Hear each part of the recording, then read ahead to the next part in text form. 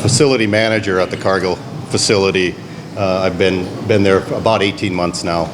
I just want to say thank you to Cheryl, to Nochi, to Catalina, to Daniel, the negotiating team, to our union stewards, Ramphis, Amancio, Ginny, for all of the work that we've both put in together as two parties working together to get a union agreement that is acceptable and beneficial to both parties.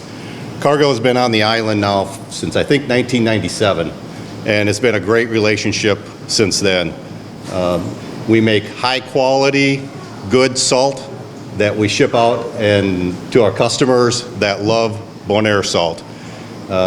It's been a fantastic relationship since, and we are happy that we have another 4-year agreement in place, and that's beneficial to both parties. So thank you very much.